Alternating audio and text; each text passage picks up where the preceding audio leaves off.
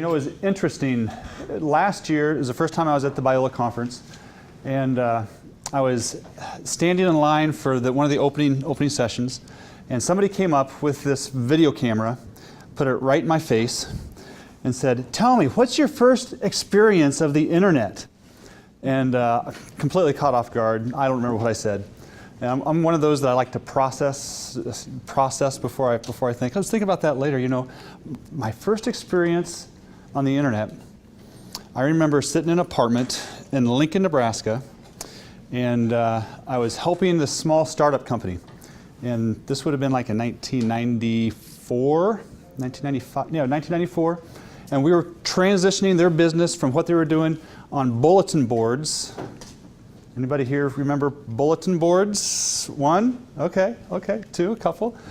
From bulletin boards onto this new thing called the World Wide Web. And I remember we were trying to do whatever we could just to have some revenue going. The founders of the startup wanted to go into full-time ministry with navigators, and so they wanted to do something to create some residual income. And so we thought, well, this first thing that we were doing with cars wasn't let's try putting some software on there and selling some software. So we put this, the one piece of software that I remember specifically, it was called How to Make Paper Airplanes. It was a CD-ROM, and the amazing thing was we put that up online, and I won't talk about the graphic skills way back in those days. But within 2 days, I was sitting in the chair with my lap, my 1-year-old son, my oldest son, sitting there. All of a sudden, we get a couple orders. And then like the third order was from Argentina.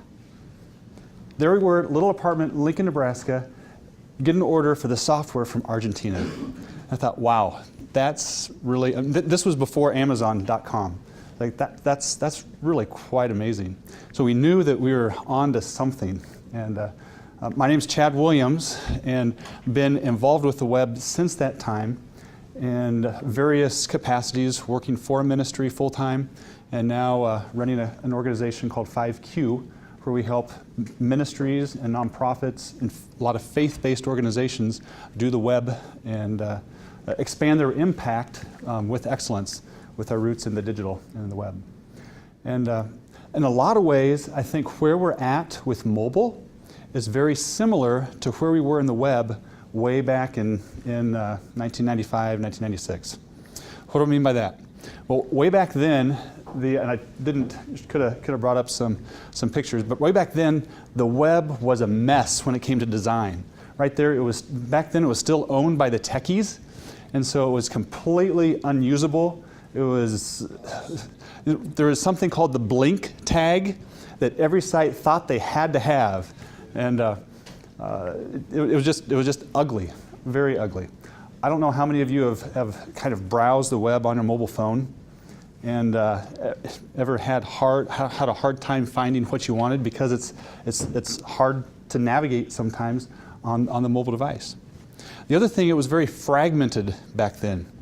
The web was new, and so you had all these proprietary networks, AOL, CompuServe, Prodigy, and there was just a lot of questions. Well, what's the best route if we want to get our message out? If we want to build community, what's the best way to go about doing that? Do we try this new thing, the web? Do we go with AOL, which everybody and their dog has got a disk of theirs, or Prodigy, or it was very fragmented, and we didn't know exactly where do we invest our resources, and. Then you had the proprietary versus the open. The web was open, and you had the proprietary. Where are we at today? On the mobile side, you've got the iPhone, which they're proprietary, and then you've got the Android, which is very fragmented, lots of different options to go. When you build something for the Android, you got to take into account a lot of different ways. And then you've got the whole HTML5 and the responsive web, and so. I think there's a lot of parallels to where we were back then, and really, for somebody who's going to say, well, this is what it's going to be like in 2 years. In fact, I was meeting with an organization that just a couple months ago, and I think one of the founders said, well, was asking his team, well, I want you to put your vision, cast your vision for what it's going to look like 10 years from now, specifically in the technology realm. And it's like 10 years, that's like 70 years when you're talking internet time. And we don't know. We really don't know. And what I want to talk to you a little bit about today is just to give you a framework for how do we think about the new technology. Specifically, mobile is what it is today, but tomorrow it's going to be something new. But what's a framework that we can think and get our mind around the new technology, the new options that are out there? So, we're going to work at try to breaking through some of the clutter, and we're going to provide first a strategic framework that's actually fairly simple. It's really not rocket science. In fact, it's not rocket science. And then we're going to look at why mobile. Why mobile's getting a lot of buzz here at this conference, a lot of buzz around the country right now, not just in faith-based, but in at a conference a couple weeks or about a month ago at N10, the N10 and InnoGive, which is a nonprofit, a little bit broader, and mobile is getting lots and lots of traction. Why? And then looking at some of the mobile landscape, saying what's out there right now. And granted, when we look at that, we're going to be actually doing some applying the strategic framework to the current landscape, and realizing that in 6 months that landscape may change. There might be something new. What can we learn from that? And then just some practical stuff. How can I start when I'm looking at the web? First, I'd like to get a sense from you guys. How many here are involved with a church ministry of some sort? So a few. And how many are with like a parachurch ministry type of an organization? So almost about the other 80%. How about like with a for-profit organization of some sort? Okay. And who didn't raise their hand? Is there anybody that didn't raise their hand? Yeah. What kind of an a mission? Yeah, it's mission. Missions would be yeah. How many in a missions organization? Okay, a couple missions. Yeah. Education, or you're with missions? Okay. And as far as your role, how many here are in an executive leadership type of a role, making the decision for the entire organization? Okay, a few. How many would you say you're in a manager role? A couple. And how many of you would be in the maker role? You're responsible to get it made and get it done. And how many of you are of all of it, all of the above?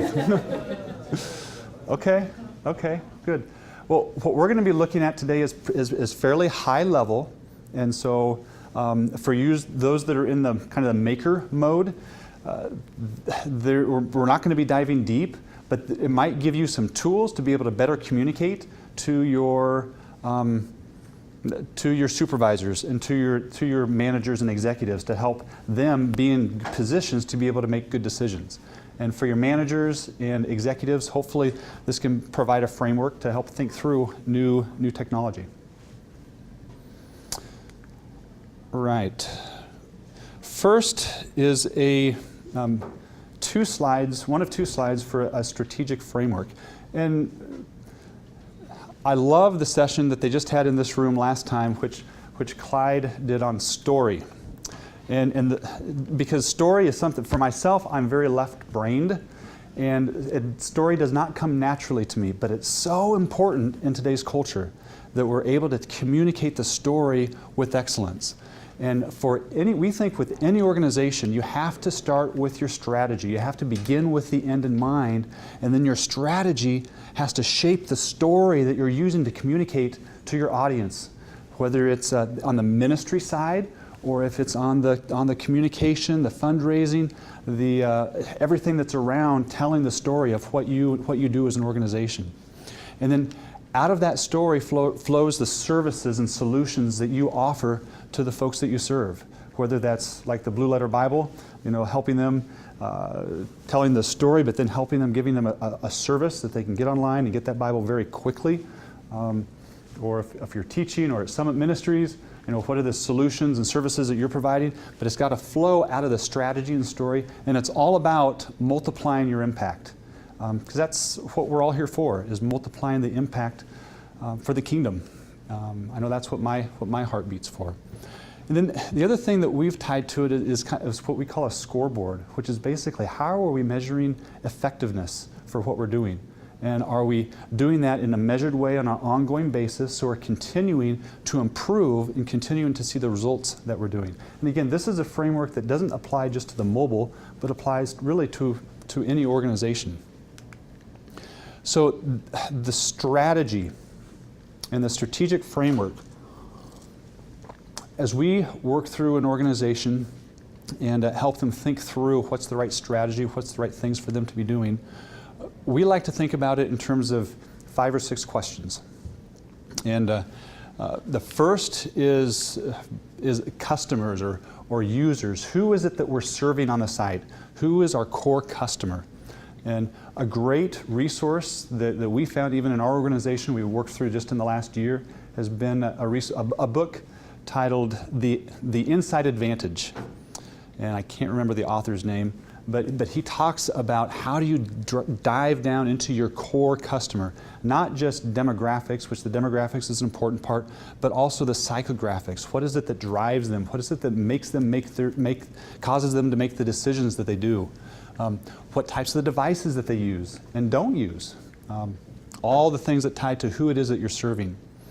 Second is community. How can we build community? Especially for those that are working in the kingdom, it's really, really important that we as Christians, sometimes we feel like we're kind of an island in ourselves. And that's not the case. We need the body. We need community. And so how can the efforts that we're working with the new technology, whatever it is, how can we be using that to build community? How can we be tearing down the barriers to community? Are there barriers that we're building unintentionally to community that we can be tearing down, that we need to be tearing down? Third is, what are the right communication channels? In a broader sense, there's going to be a plethora of different channels, whether it be print, video, on the web, the mobile. We're going to be looking at specifically, when we look at the mobile landscape, we'll be looking at 4 or 5 just mobile channels that are options for us. So what are the channels that we're going to be using? And then how do we enable commerce? And by commerce, don't think money. By commerce, thinking exchanging information. And where is our organization going to fall on that? Some organizations have said, we're going to give everything away for free and trust God to provide. Desiring God is a great example of that. And God's honored that. He really has. For other organizations, God may not call them that way. And just try and convince them otherwise.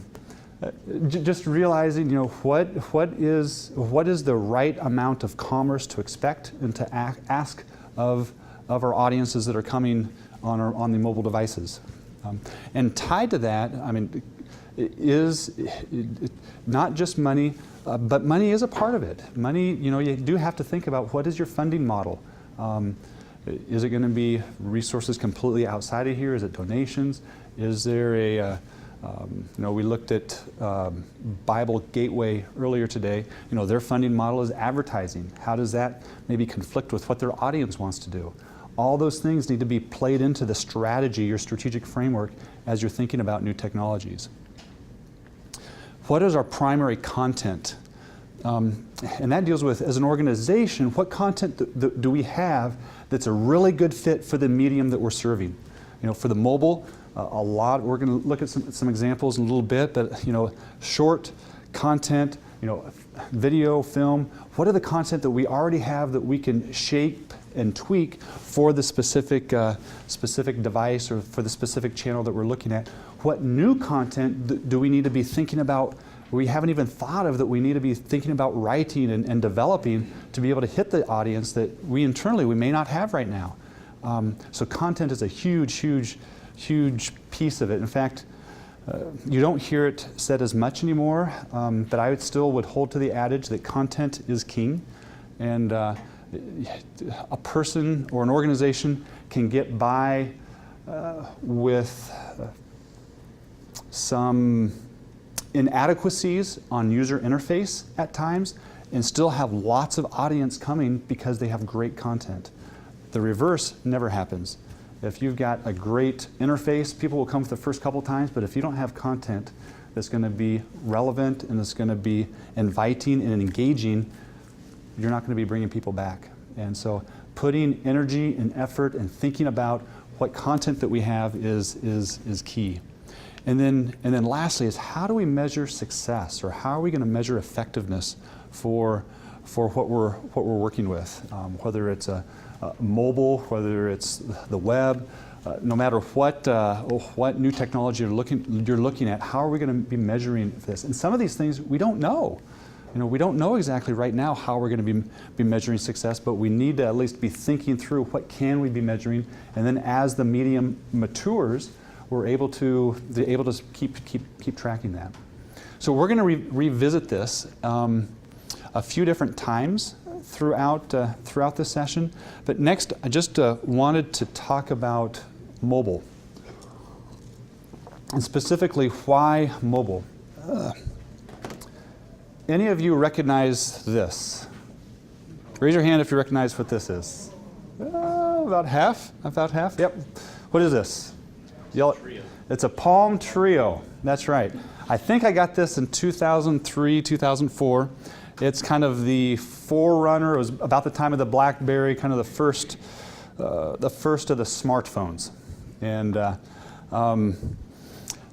I'm just curious now, how many of you owned a smartphone back in 2004? 2, 3, 4. Great. How many of you own a smartphone today? I see everybody except one hand, and I won't let you know who that was. Almost 100% of our audience today, 99.99%, have a smartphone. As the United States goes, 40% of people in the United States who own mobile phones or who have a mobile phone have a smartphone. And so we're a little bit ahead of that bell curve here in this room, which is understandable. And this is already a 6-month-old statistic, and it's very likely to be changed quite a bit, even in the last 6 months. Other reasons for why are we thinking about mobile. And this slide you may have seen earlier today in one of the presentations. This last year was the first time that this represents the smartphone sales. This represents PC sales. And this last year was the first time that smartphone sales outsold PCs. And we're just seeing the tip of the iceberg. You can see what's projected. Business Insider, or BI Intelligence, is predicting that literally the mobile will dwarf the PC in its usage in the years to come. And this represents the tablets. It's kind of hard to see that graphic. This slide was shown also earlier today. From December to January, over Christmas, went from 18% to 29%, almost a third of the people in the United States have a tablet. What was it that triggered that? Anybody have any ideas? The Kindle Fire. My house, it was the Kindle Fire. The Kindle Fire, yep. How many did you get? We got one for the family. Okay. A gift from another family member. Okay. We all use it. Yep. The Kindle Fire, along with the iPad, but the Kindle Fire is the main one that drove that growth. And even yesterday, or Sunday, as I was walking out of church, looked down and I said, "Oh, you got a Kindle Fire?" "Oh, no, this is the Nook." And you don't see very many Nooks around, but with the Barnes & Noble Nook, with the Kindle Fire, with the iPad, it's only going to keep growing. I don't know how many times my 3-year-old, well, she's 4 now, but when she was 2 years old, she would walk into my office, kind of take her hand and yank on my pant leg and say, "Daddy, iPad? Daddy, iPad?" And that's the generation that they're growing up. They are, the concept of a digital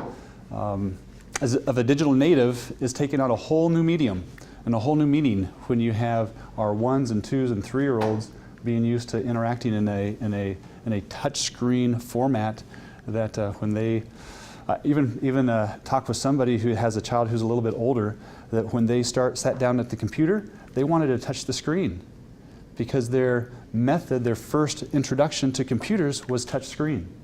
And how much is that going to influence what we see coming out in the future of computers, even in the laptops that we see today, if they'll be even around.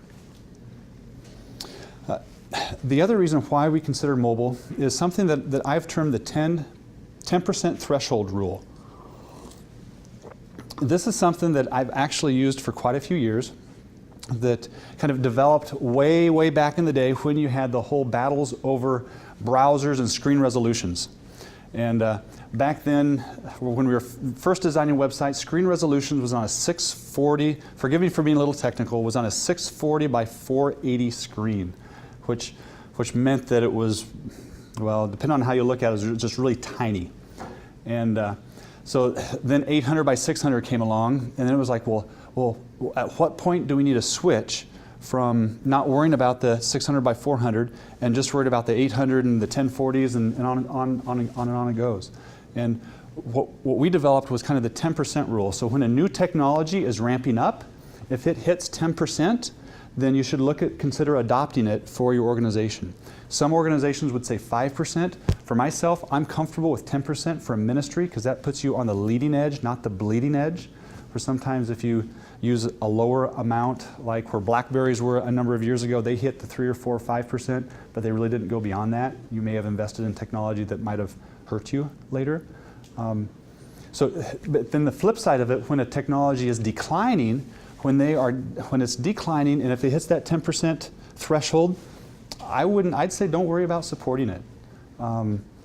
Screen resolutions, the mobile operating systems that you come and having visiting your websites, the browsers that are visiting your sites, all those different things. And what we're seeing is that for the organizations that we work with, we're seeing anywhere from 7% to actually as high as 31% of traffic to their normal website is coming from mobile. And for us, that tells us, hey, we're beyond the threshold, that 10% threshold, and we need to be on this technology just as fast as we can. To be able to, not because it's new technology, it's great technology, because that's where our users are. That's where our users are going. Another reason why mobile is the ease of exchange. This shows the same page on the main website looking through a mobile phone as the same page, a donation page, in a mobile optimized site. And you can see how much easier it is to read, how much easier it is to touch the screen and accomplish what it is you want to do. And so just making it an ease of exchange of information and just being able to flow, at least on the mobile website. The other is Obama thinks so. So that means we've got to do it, right? This was just 2 weeks ago. He actually issued an executive order asking agencies, actually telling agencies, that they have to have some of their key services available on mobile phones within a year. And so even our government is going that direction. Providing a seamless experience. Have any of you used QR codes for anything? Okay, a good number have. So providing a seamless experience with your mobile device. When they go to a QR code, it goes directly to a page that they can that it works best in the environment that they're in on that mobile device. And I don't have the percentage, but how many of you that held your hand up that you have a smartphone, how many of you have checked email on it today? Almost the same number of hands. And how many of you tapped on a link on your email today? Okay, about half of you have done that. And so that when you tap on that link, you go to a web page, you expect that experience to be something that is pleasant, not something that you have to squint and to be able to read. And lastly, it shows that you care. This is a couple of fairly large rescue missions. One of them from the Southern California area. When you visit their site on the mobile, this is Flash. and it says, go get a flash device or go get a flash plug-in to be able to read the content. Well, I was on an iPhone, so that means I can't read the content. This other is another rescue mission organization, and the text is just so tiny that you can't even see it. As opposed to, these are 3 rescue missions who have taken the step to do some mobile optimization of their content, and you just look at it, it's just like, yeah, I can actually accomplish something on this on this environment. And so, just showing that you care, that you are, that you know your audience enough to be able to care for what they're doing when they come to your site. Before we go on to the mobile landscape, any other trends that any of you have been seeing with regard to mobile that has kind of rocks your world, and really why you're here in this session today, looking at mobile strategies? Anybody? Yeah. One of the things that we've noticed online is we see a significant drop-off of mobile users. So we've launched campaigns, and when they launch, for a little while, it's fairly high, and then because we don't have mobile optimized pages, people don't come back to us on mobile. Interesting. It's one of those things where it's either you catch them the first time, or they just choose to go desktop, or they just don't come back in that area. So that's some of the reasons why we're trying to get onto that as fast as we can. Great. And just for the video, what he's saying with their ministry is when they launch a campaign, they see a lot of mobile traffic initially. And is that campaign through email a significant part of it, or through email and social media? Through email and social media. Twitter is also a great driver of traffic to websites on mobile devices. And then they see the traffic drop off because it's not sticky. They get there and then they're gone. Great. Anybody else? Well, I see a great rise, at least in the developed world, of people using mobile for education. Yes. For school, universities, and even high schools to start using it. So that's something that's I'm talking to my friends who are like, yeah, I'm doing this school, and I'm looking at my course right now on my iPhone and my iPad.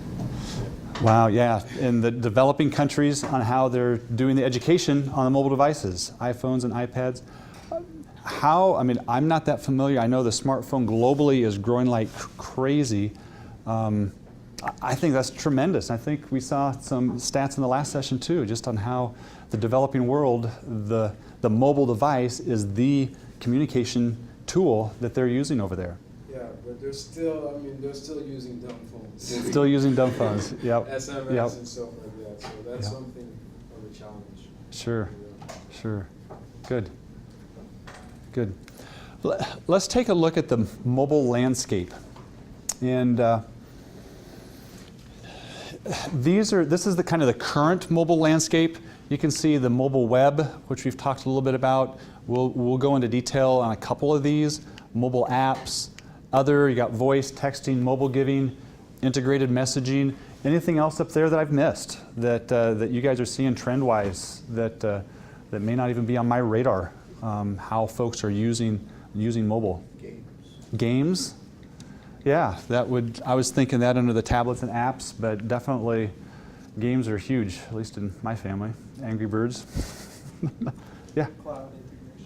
Cloud integration. Talk to me a little bit about that. Well, I know one of the things that we look at is how can people have a personalized user experience that's going to be automatically synced on various platforms that we have. And Yes. How do we kind of deal with that going forward? How do we deal with the cloud where your content is automatically synced? Great example would be Evernote.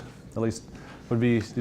Are you? Okay. You take your note on one device, you go to your mobile phone and it's right there. You go to your desktop and it's right there.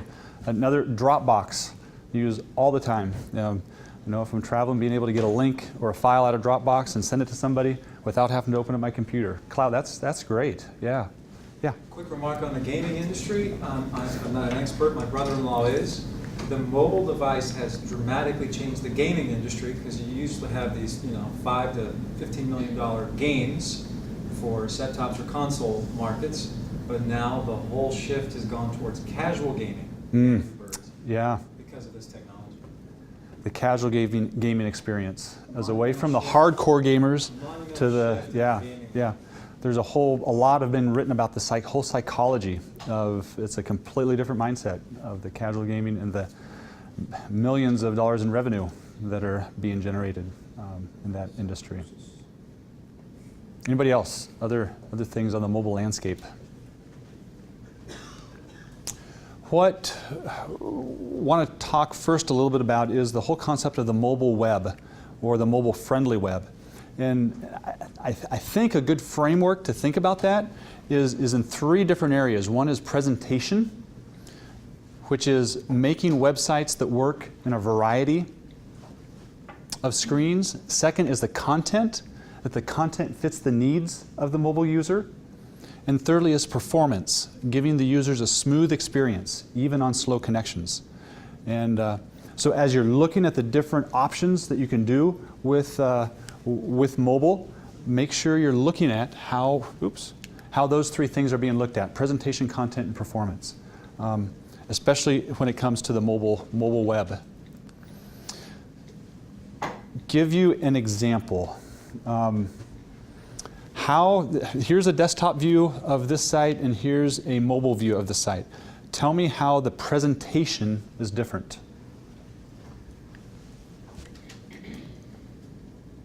Yeah. A single column versus multi-column. Yep, one column right there, multi-column. What else? What about the presentation? Anything else? Yeah. Less image-based over here, more image-based here because you have more screen real estate. Uh-huh. Anything else in the presentation? Navigation has changed. Horizontal across top to center of the screen there. Instead of horizontal navigation, you have vertical navigation. Mm-hmm. What about content? What content has changed looking at one to the other? Fewer words. Fewer words, lots of words over here, just a few bullet points, being able to go directly to what they need. What else, content-wise? Yeah. Single focus. A single focus over here. One place for your eyes to go. Your eye goes right there right away. Yep. Mm-hmm. The other thing is that even in the content of the navigation is different. We have a lot of links up here, not quite as many down here. So you're thinking, what is it that the mobile users want? And how can we present it in a way? And performance-wise, we can't demo that right now, but you're welcome to get on and look at this, just one example to see how the performance works. So, on the mobile web, we're going to talk about a couple different technologies. The first is what we would call mobile compatible. What is mobile compatible? That means where on the mobile web, where your presentation and content look the same on the desktop and mobile, but it still functions well.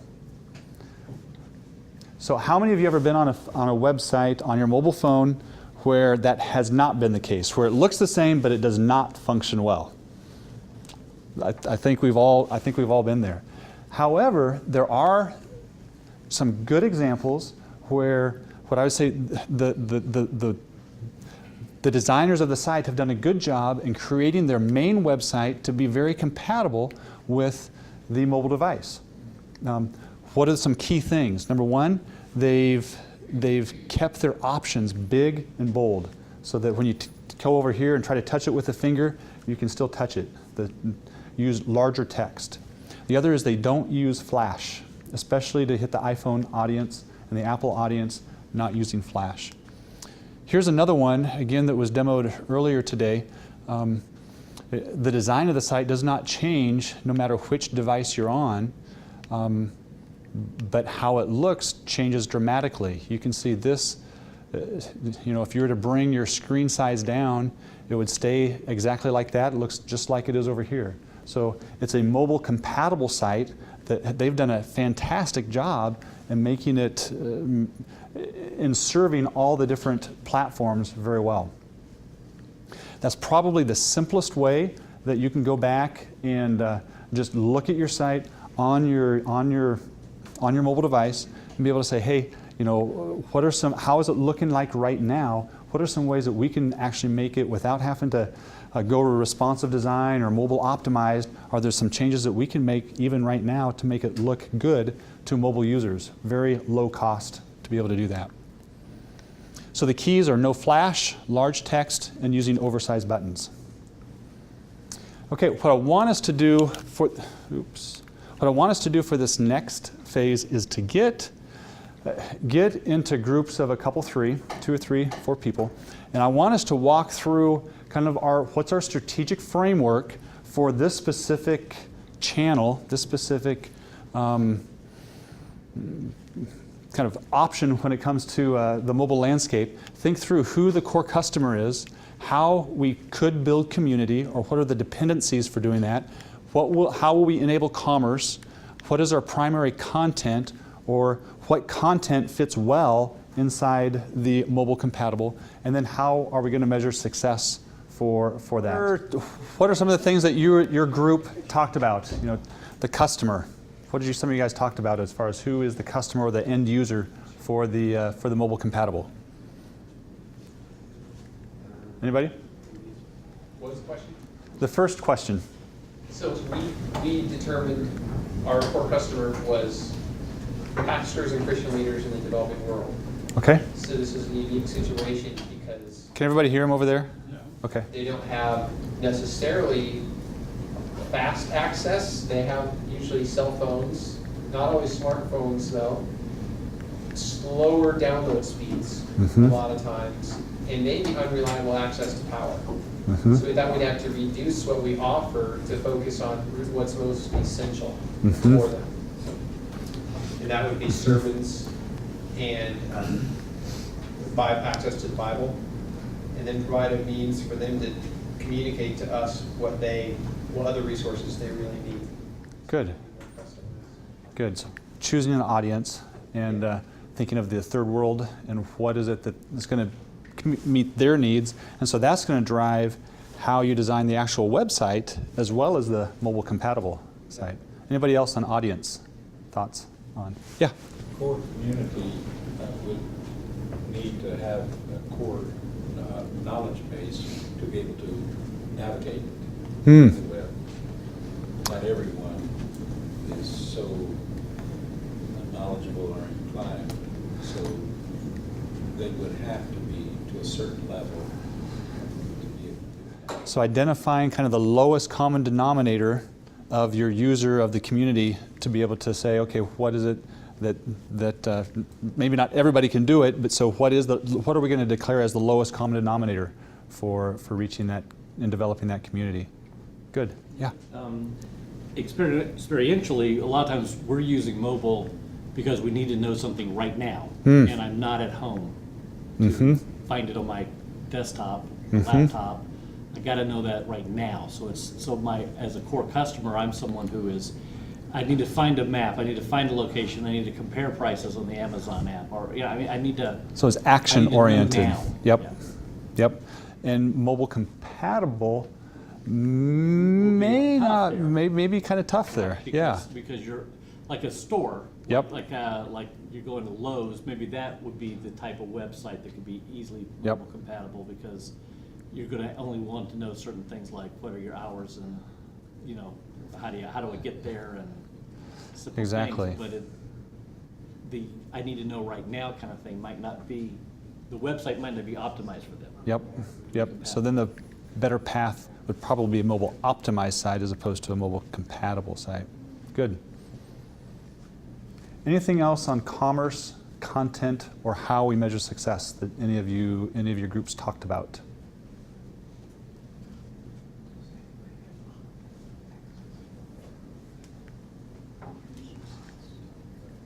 Is that a hand there, Clyde? No, Oh. I'm thinking.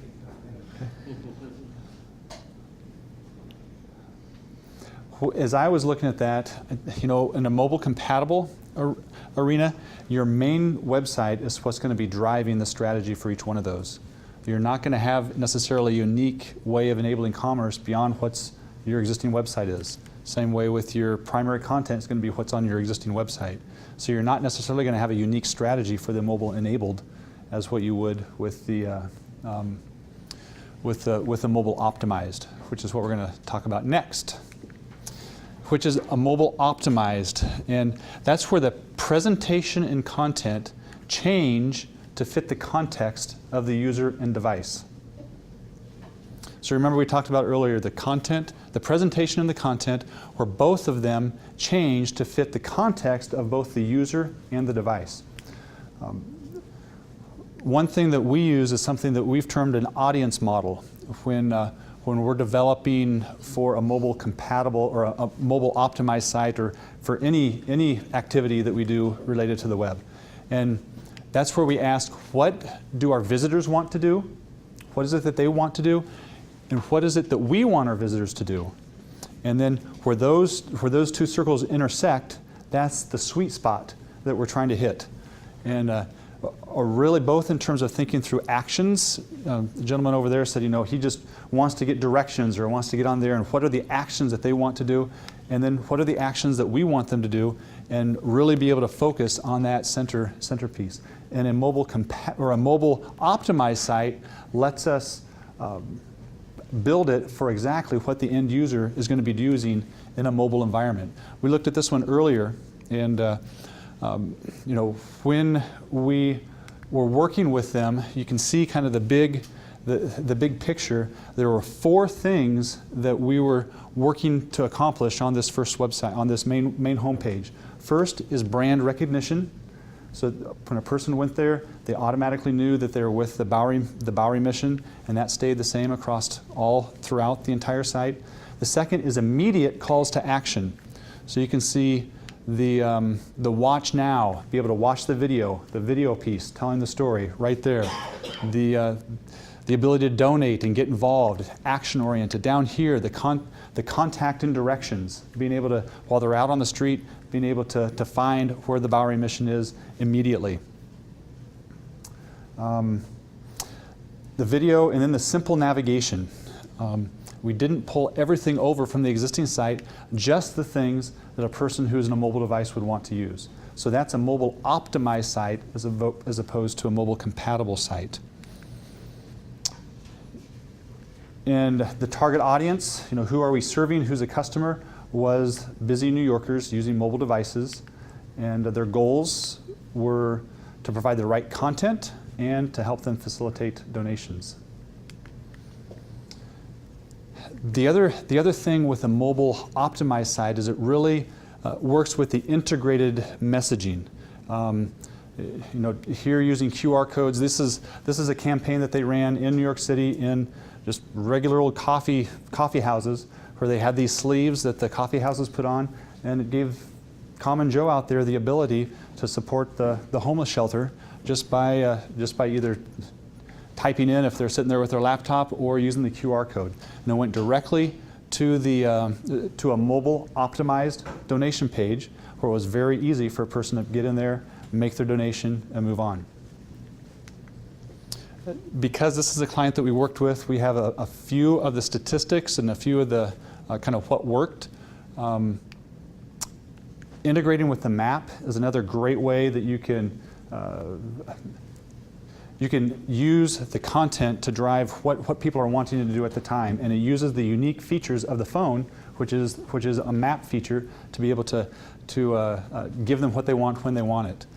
Really important that you test on various devices in the mobile optimized, including Microsoft, the Microsoft series of phones, the Blackberries, all of them, just to make sure that it actually performs well on all the different devices. Crafting the content. One of the things with mobile optimized, often you'll see completely different websites being built for the mobile site compared to the other one, or you might see a hybrid. This site ended up being a hybrid. So the dynamic content that changed, like the news and information, that's where you post it in one place on the content management system, and it got posted on both sites automatically. But the information that didn't change that much, like the About Us or a volunteer, we were able to craft that for both sites. So there was a different copy existed on a mobile site as compared to what was showing up on the desktop site. And so you want to be able to craft the content to actually meet the needs of the people, not just the people who's using it, but the context in which they're using it, which is their mobile device. Just a word, you can see what the results. Just the traffic has continued to grow in terms of the mobile site over the course of the year that we've been working with them. A couple other examples of mobile optimized. Saddleback Church, you can see right there is their main site. When you go over there, different content and different presentation, and again, shaping it towards the end of the users of what's happening. So they're highlighting the calendar event. You know, people are on the go, so they whip out their phone. Oh, that's what's coming up next to church. So they know what's happening, what's going on next. Another example would be, which one is that? Live Church TV. Again, very visual in story in their main desktop site, but when you go to their mobile site, that's their homepage. It's just giving them very quick, very easy, the links that they want to go to, and driving them deeper. So changing the content and the presentation to fit the context of the user and the device. So the keys are what we said. And then the third one is to think of user actions. What is it the user wants to do when he comes to the site? Thinking in terms of user actions is a huge thing when you're thinking about how people are interacting on a mobile device.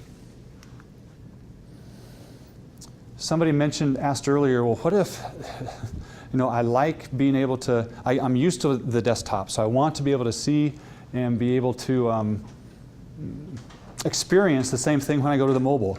Always include the full website view so that a person can go back and be able to get the actual full website experience when they're there.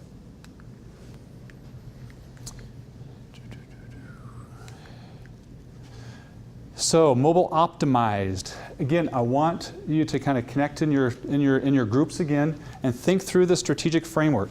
Think through who is the core customer, how can we build community. Maybe do what Matt did back there. Think in terms of an audience that you might be wanting to serve in your own organization, and then how does the mobile optimized, how would we answer the questions about that specific audience in your groups? Mm-hmm.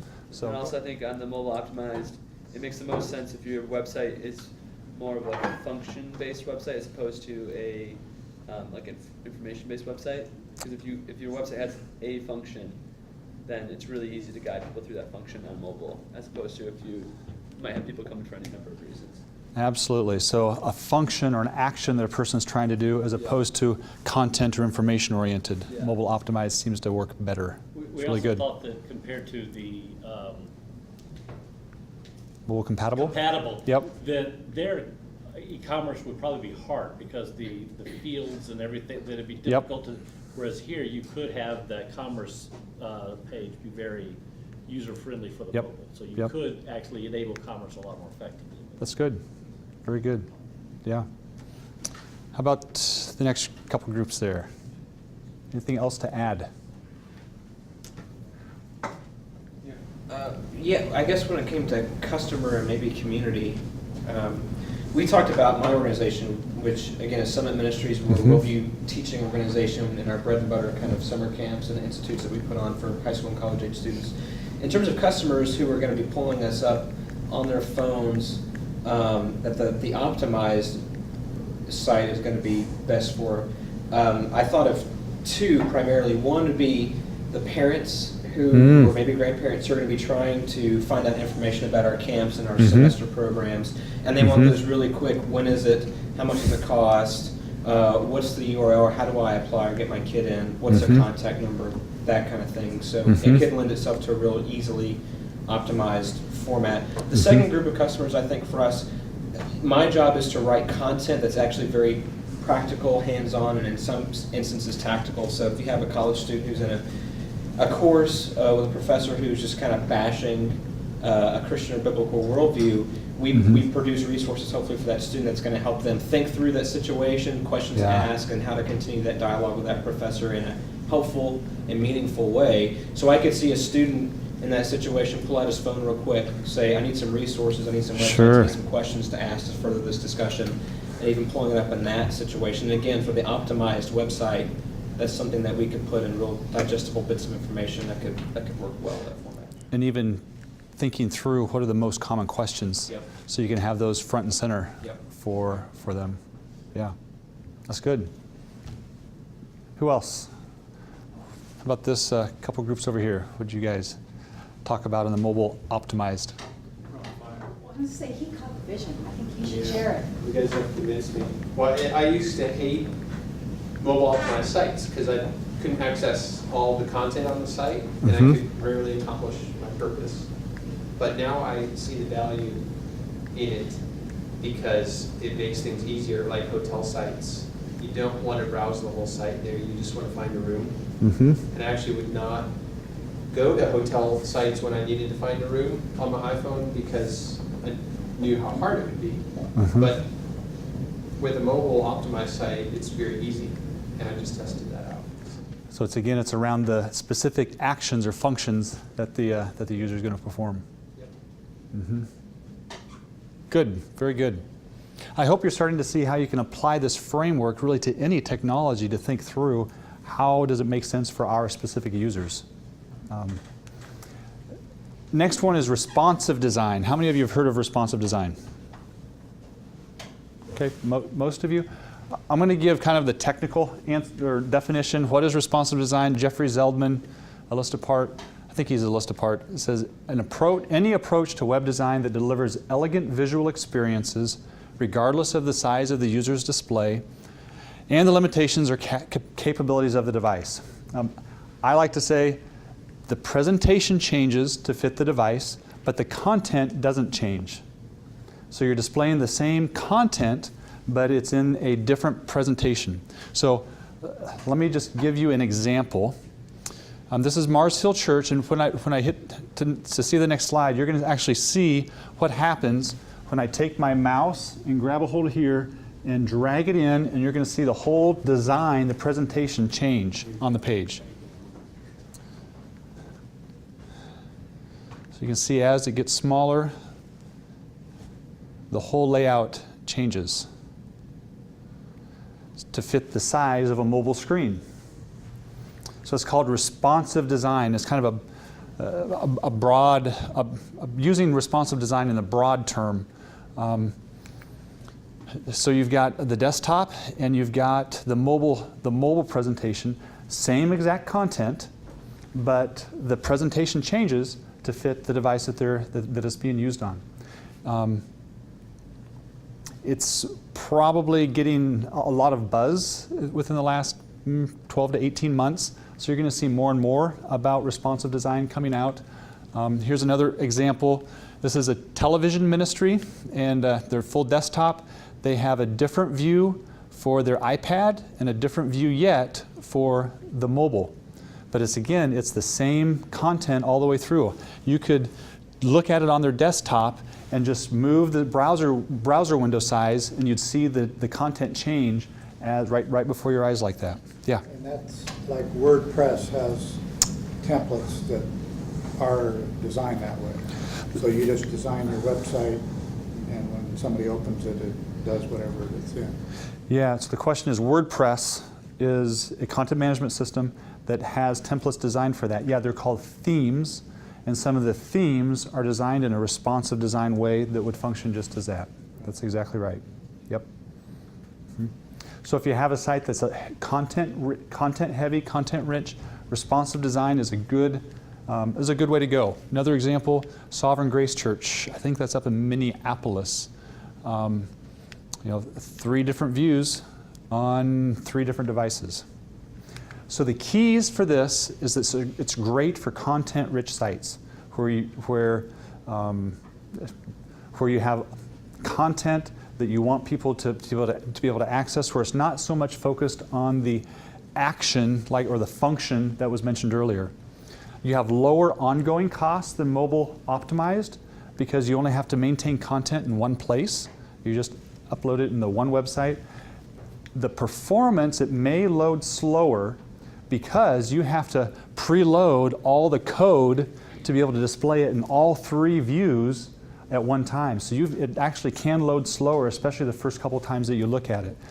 Also, unless you're using like a WordPress theme, it can cost a little bit more up front because you have to design what's it going to look like. You have to do the wireframes and the design for the desktop, for the iPad, and for the iPhone. But you know, if it fits for your organization, the lower ongoing costs can give you a much better total cost of ownership over the course of the lifetime.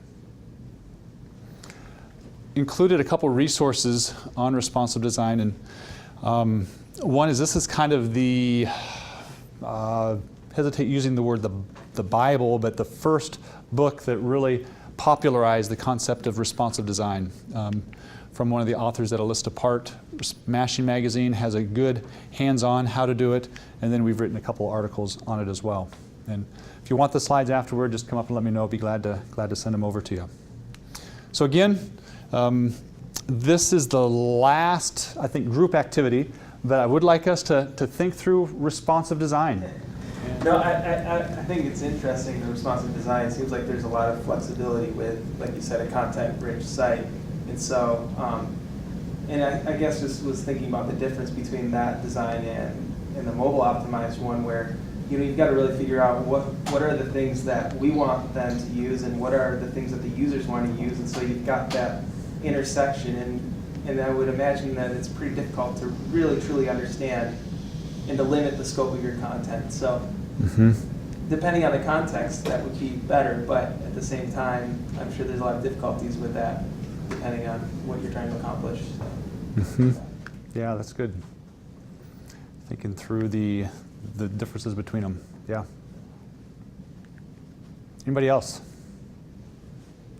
Thinking through responsive. As you were touching on that really hits on, there's kind of a big debate going on right now between responsive design and mobile optimized.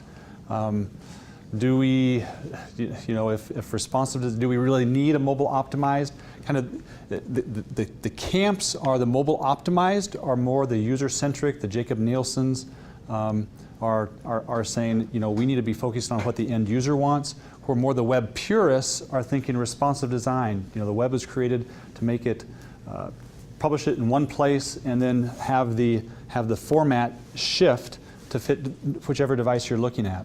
Where we're at on that right now, even as George and I were talking just last night, is that responsive design is for content-focused sites. Mobile optimized makes good sense for action-focused sites. So if you have a specific function that a user wants to do, mobile optimized is a great way to tackle that. I'm glad you just walked in, because this is the exact slide that you pointed out earlier. Between responsive design and mobile optimized, really responsive is about content focused, mobile optimized is about action or function focused. Exactly right. So next, go ahead, question. My question about that is, does the designer decide what of the responsive design, the content that's on the larger computer goes into the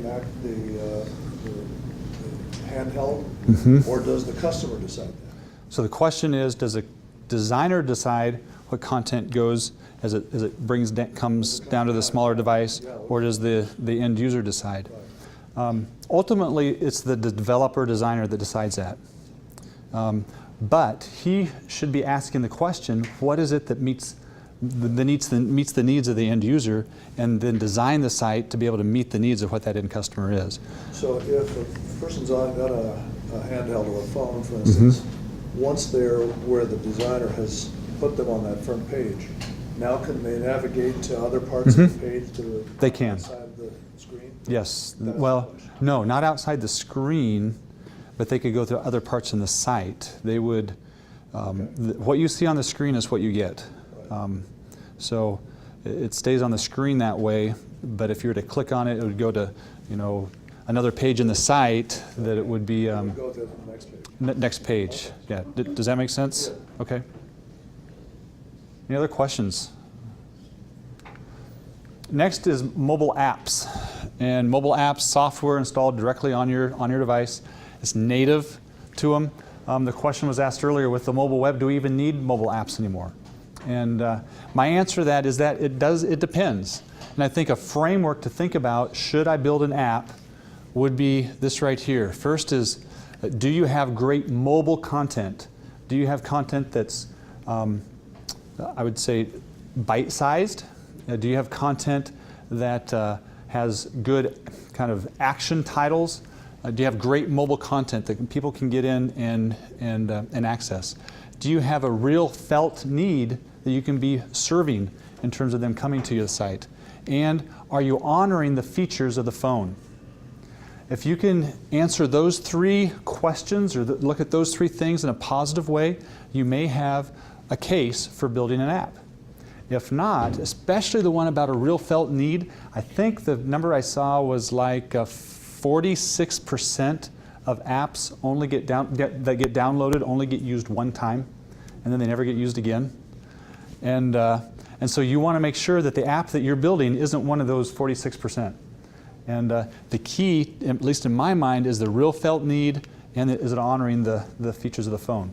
A couple examples. One would be Plugged In, Focus on the Families, one of their ministries. It's a movie review online. So what are some of the features that you can do on here? Read it's a customized review. You can read the review, so it's short content. See the 5 stars if I just want to see the 5 stars, but if I want to read more, I can read more about it. It uses geolocation to identify which movies are being shown close by. So it uses the unique feature of sense the location finder of your phones to be able to say, okay, here's a theater, and here's what movies are being shown right close to where you're at. Same thing with ticket information. Netflix integration, so you can actually watch the movie right there on your iPhone while you're reading the review on it. Personalized movie cues and related focus on the family programming and content. So it very much hits those 3 circles of mobile content, using the unique features of the phone, and serving the audience well. In fact, have had over 200,000 families using the specific app and getting over 2 million views on the site each month. And so they've definitely hit that felt need circle in this specific app. The other, I think, would be the Desiring God. And here's why I think the Desiring God hits it. I mean, you can see the features right there, but you don't need the internet access to be able to read the text. So they're building it in a native app, so think about people overseas, they don't have to have an internet access to be able to access the text. The video and the audio, I believe you do have to, but you have the ability to download it to watch it later if you want to. So that would be the other place where apps make good sense. If it's a native, if you need the information with you without an internet connection, then I think it's worthwhile looking at an app. An example, more of a non-ministry related. A friend of mine runs a grain marketing business. So he serves farmers out in the middle of Nebraska and Iowa, middle of the country. And these farmers, when they're on the tractor, a lot of times they don't have internet access. And so the apps that he chose that pushes the market time, the market data, the price of corns, price of beans, price of wheat, it pushes it to them when they have access to the internet, and then it kind of stores it there so they can bring it up any time and they can see, it's delayed. If they have internet access, it works great, but if not, it's right in their app and they can still see what the latest time was. So the keys, like what we mentioned earlier, mobile content, felt need, and honoring the features of the phone. Does that, any other questions and thoughts on apps specifically? Yeah. Especially looking at Apple's App Store. A couple of years ago, you had a situation where Access International's app got nixed. I think it had a hand declaration too. Yep. And those are pretty extreme examples of the issues they're dealing with their content. But my organization doesn't shy away from issues like that either. Is there a lot of questioning about if it's okay with Apple controlling their market so tightly? Is that stymieing, or is that stopping some organizations from developing apps, at least, and gearing it toward the app market? Or how does that conversation get changed by that? Yeah, so the question, just for the sake of the camera, which I think is an excellent question, when you have an Apple, which they have control over which apps they allow and don't allow in the App Store. And so there's 2 or 3, the 2 I'm familiar with, Exodus, as well as the Manhattan Declaration. They went live. They spoke biblically about a certain group of people. A certain group of people became offended, complained to Apple, and Apple yanked that app off their store. And so does that impact the way how we as ministries think about what we should and shouldn't be developing for the app stores? That goes back to the proprietary concept that we talked about right at the early. I don't know what the latest word on that. Maybe somebody else knows. Yeah, go ahead. What if all Christians reacted to that with a boycott? So the question is, what if all Christians reacted to Apple removing that with a boycott of Apple Store? What would be the impact of that? Big. It could be one response, yeah. Huge. Mm-hmm. Mm-hmm. But we don't. Yeah, that could be one response. That there's different views on that, but yeah. Because they're hurt by market. It's true. Mm-hmm. So we speak market. Mm-hmm. Mm-hmm. But we don't. Mm-hmm. Yeah, good point. Can we, as Christians, think about influencing the market with our buying power, collective buying power? We should. Mm-hmm. Definitely should. Mm-hmm. Has anybody in your ministries, have you, as you've faced that with Summit, have you said, oh, let's not touch on that topic for the app just in case it might not get approved? We've never talked about not touching on a specific topic. We've talked about not fooling with Apple in that regard, just because you never know where the lines are. I mean, like you said with Exodus and Manhattan, the apps went live, mm-hmm. and then Apple pulled them after the response that they got. Mm-hmm. So I mean, the context hasn't been, we won't touch this topic. The context of our conversations has been, will we even touch an app? Sure. At least marketed Sure. through Apple. Yeah. Which has, I forget the market share they have on smartphones, but it's 50%, I think, and growing. I think that sounds right. Mm-hmm. Yeah. It's very hypothetical. Let's just say you had $100,000 in your ministry, and you had to choose mobile, and then apps. And how would you prioritize? So the question is, if you have 100 grand, Yeah. To start. and how do you prioritize what you should be doing? Yeah, and so in looking at Android as well as Apple, Yep. and all the platforms that are browsers and such. Mm-hmm. For myself personally, I would go back to right here, who is our core customer, and identify what is going to hit that broadest circle, and then identify and prioritize this is the specific. Maybe it's an app. It's going to be different for every context. Every context is going to be different. Maybe it's an app. Maybe it's mobile optimized. I don't know. But then prioritize your list based on what's going to hit your biggest audience, and then start knocking them down one by one until you work through the 100 grand. And then. So you wouldn't then right away just say you need to have a mobile site per se. And that, because you in that vein of thought, you might say, well, you right off the bat, you might have more Apple users, Android users. Yep. But you may not have a mobile site for 5 years. So and that's okay. Yeah, I think again it goes back to what it is, like plugged in. Okay, plugged in. Focus on the Family came to the developers of plugged in and said, well, we need to be on the mobile. We want a mobile optimized site. What should we do? And they looked at the current audience that was coming to Focus on the Family. They looked at all the different ministries that they were doing. They said, this one feels like it's going to be the best one that can harness the unique features of the mobile device and harness all that. So we're going to make that #1 priority. They haven't done mobile optimized yet, although, I think we saw this morning they haven't touched that topic yet. So, with Blue Letter Bible, I would say let's go back and look at who your end audience is. If your audience is United States, you know, it might be worthwhile looking at what you can do with an app. If your audience is looking at global, then mobile optimized might be the best route to go. But I think I would base it on who your audience is. Anybody else have any other thoughts on that question? Have $100,000, how do you prioritize it? Well, I mean, I would just add with a finite budget, yeah, It's all of us. it's a lot of money.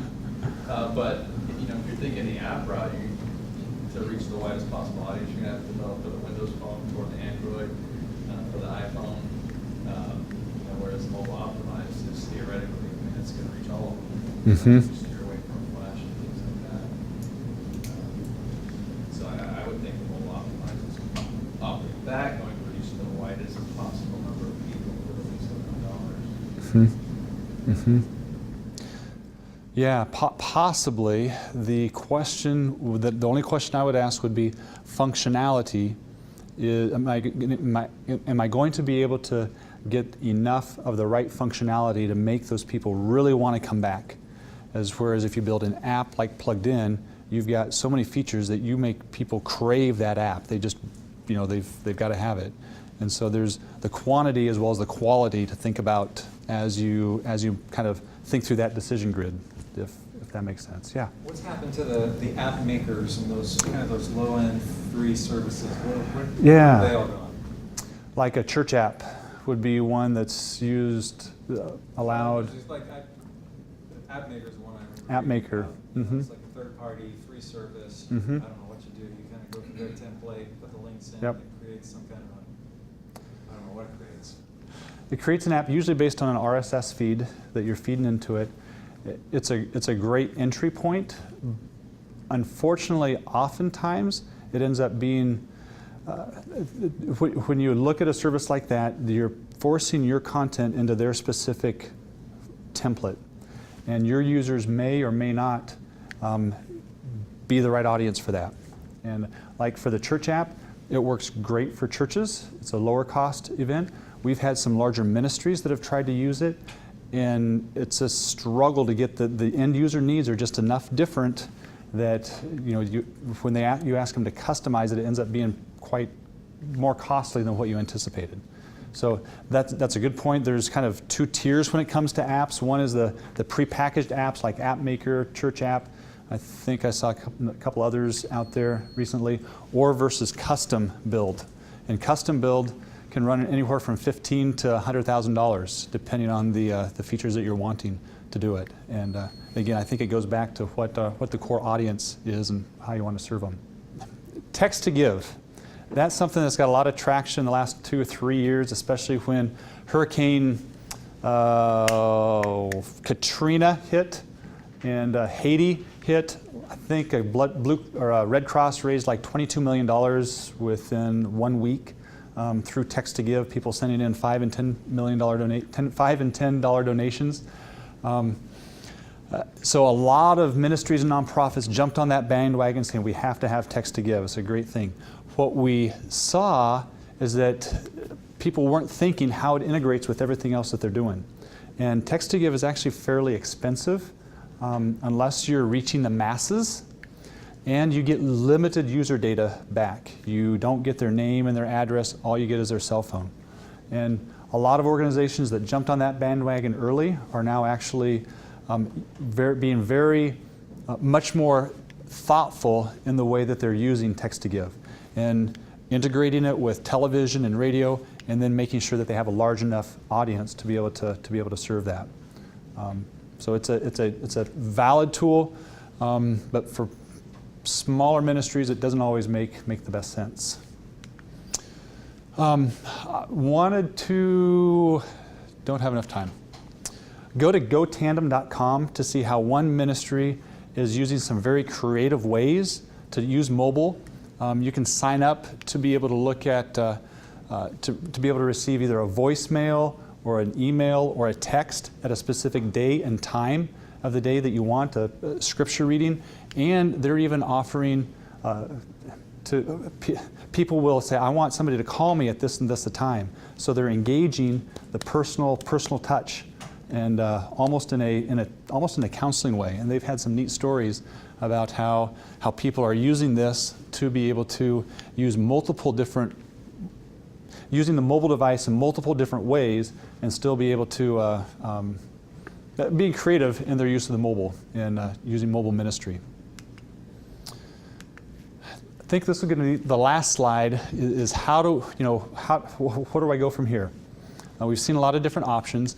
I'd say one is just looking at the mobile compatible site. Just looking at your site. Go on there, make a donation, look around, remove the flash, optimize at least the donation page if you accept donations, and make sure that your font on your site, the text on your site, is a large font. Second is kind of the next stage would be optimize certain sections of your site. The donation page, the sermon page, where you look at your analytics, see where you're getting quite a bit of traffic, and if your resources are limited, focus on optimizing those specific pages. And then running is what I'd say multiple channels. Look at, if you're going to be doing a redesign and you have a large amount of content, think about responsive design. It may be a great fit for your organization. Look at optimizing the entire site. Apps, text, voice. And really, like I said earlier, we don't know. Next year we might be the landscape may have changed dramatically. We don't know what's going to be next on the mobile. So again, as your internal resources, your internal context makes sense, adjust accordingly. Biola University offers a variety of biblically centered degree programs, ranging from business to ministry to the arts and sciences. Visit biola.edu to find out how Biola could make a difference in your life.